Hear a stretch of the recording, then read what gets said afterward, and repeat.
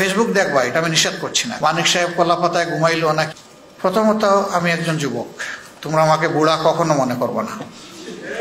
তোমরা আমার সাথে একমত? বুড়া বুড়া ভাব যদি এসে যায় তাইলে আর কাজ করা যাবে না। বয়স যাই হোক, বুড়ো চুল দাড়ি সব পেকে গেছে, তাতেও কোনো সমস্যা নেই, কিন্তু আমার মন যেন যুবক থাকে, তোমরা দোয়া করবে। 2 নম্বর হলো, আমার নিরাপত্তা নিয়ে তোমরা চিন্তিত হবে না, তবে আল্লাহর কাছে দোয়া করবা। কারণ আমরা সকলেই আল্লাহর কাছে আমাদেরকে সাপোর্ট করে দিয়েছি। মহান রবের চাইতে বড় কোনো হেফাজতকারী নাই, আসমানের নিচেও নাই, জমিনের উপরেও নাই। এর বাইরে তো আর থাকার কোনো প্রশ্নই উঠে না। সুতরাং যিনি চূড়ান্ত মুহাফিজ, তার হাতেই আমাদের বিষয়টা আমরা ছেড়ে দিয়েছি। তোমরা একটু চেষ্টা করো একটা চমৎকার আমল করার। এই আমলটা বাকি সমস্ত আমলকে আলোকিত করে। এটি হচ্ছে শেষ রাতের ইবাদত। এই ইবাদতটা যারা করতে পারে, বাকি ইবাদতগুলো আল্লাহ তাআলা তাদের জন্য সহজ করে দেন। এটা বড় কঠিন, কিন্তু অসম্ভব নয়। এটা কঠিন কিন্তু অসম্ভব নয়, এটা সম্ভব। এই জিনিসটা তোমরা ইনশাআল্লাহ করবা। ফেসবুক পড়ে না থেকে ফেসবুক দেখবা, এটা আমি নিষেধ করছি না। কারণ সোশ্যাল মিডিয়া এখন অনেক শক্তিশালী ব্যাপার। এখানে দেখতে হবে তোমার পক্ষে কি বিপক্ষে কি, পক্ষেরটাকে কিভাবে প্রমোট করবা, বিপক্ষেরটা তুমি কিভাবে মোকাবেলা করবা, তুমি না দেখলে বুঝবা কিভাবে। কিন্তু সারাদিন পড়ে থাকা, রাতের একটা দীর্ঘ সময় পড়ে থাকা, এটা থেকে বের হয়ে আসতে হবে। এটা আমাদের অনেক ক্ষতি করে ফেলতেছে। মেধার ক্ষতি, সময়ের ক্ষতি, স্বাস্থ্যের ক্ষতি, চিন্তার ক্ষতি, নৈতিকতার ক্ষতি। এই জায়গা থেকে আমাদেরকে অবশ্যই বের হতে হবে। বের হয়ে এই জায়গাটা আমরা যৌক্তিকভাবে কাজে লাগাবো ইনশাআল্লাহ। আমার আখের কথা, সময় আল্লাহ তাআলা সবসময় অনুকূল হাতে এনে দেন না। সময়ের কাজ সময়েই করতে হয়।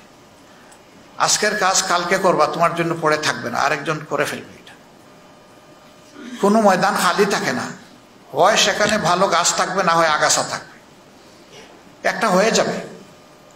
এখন ময়দানটা আল্লাহ তাআলা অনুকূল করে দিয়েছেন। প্রতিষ্ঠান, ক্যাম্পাস এবং ঘর বাড়ি, কোনো জায়গায় এখন আর কোনো ব্যারিয়ার আপাতত নাই। রবের দরবারে দোয়া করে মহান রব যেন এই জিনিসটাকে দীর্ঘস্থায়ী করে। দীর্ঘদিন আমরা বঞ্চিত ছিলাম। ক্যাম্পাসে তোমরা দাওয়াতটা দিতে পারো নি, অনেকে ভালো করে নামাজটাও পড়তে পারেনি। সেই রকম একটা ভীতির সংস্কৃতি সেখানে চালু করে রাখা হয়েছে। এ কাজ যারা করেছিল তারা এখন বিপর্যস্ত এবং অপদস্থ। আমরা এই সময় কোনো প্রতিশোধ নেব না, কাউকে নিয়ে ঠাট্টা মস্করা করবো না। মানিক সাহেব কলাপাতায় ঘুমাইলো নাকি ভালো জাজিমে ঘুমাইলো, এগুলো আমাদের সাবজেক্ট না।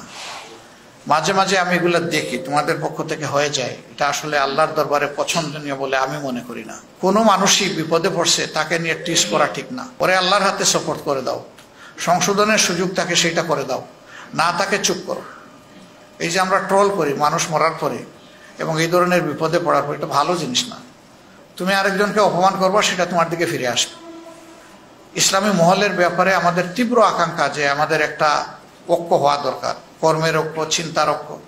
কিন্তু সেই আমরাই আবার ওদেরকে দিয়ে কেউ একটু খুশা দিল আমাদেরকে, বস আমরা ফুঁসে উঠলাম। এটা করা যাবে না। তোমরা নিজেরা করো না, আমি এটা বিশ্বাস করি, কিন্তু আমাদের সহকর্মীরাও যাতে না করে সেই দিকে সতর্ক দৃষ্টি রাখতে হবে।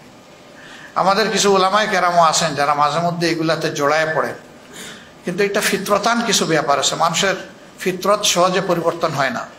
আমরা দফায় দফায় দৃষ্টি আকর্ষণ করার পরেও দেখেছি যে একই ব্যক্তি আবার বারবার একই ধারায় তিনি ভুল করতেছেন। একদিকে আপনি ঐক্যের আকাঙ্ক্ষা পোষণ করবেন, আর একদিকে সামান্য গুনাহাতা আপনি মানে এড়িয়ে যাবেন না, এটা তো হয় না।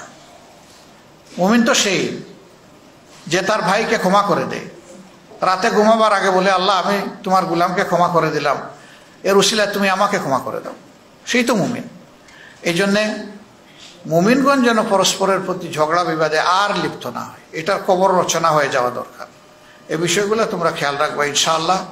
লেখাপড়ায় মনোযোগী হও। এতদিন পরিবেশ ছিল না, এখন যেখানেই প্রতিষ্ঠান চালু হবে সেখানে তোমাদেরকে মনোযোগী হয়ে নিজেদেরকে তৈরি করে নিতে হবে। Quality, quality and quality. এই quality both materialistic and spiritual, এই দুই দিকের কোনোটাই কম্প্রোমাইজ করা যাবে না। দুইটা সমান তাহলে আমাদেরকে অ্যাচিভ করতে হবে। আল্লাহ আমাদেরকে তৌফিক দান করুন। আসসালামু আলাইকুম ওয়া রাহমাতুল্লাহ।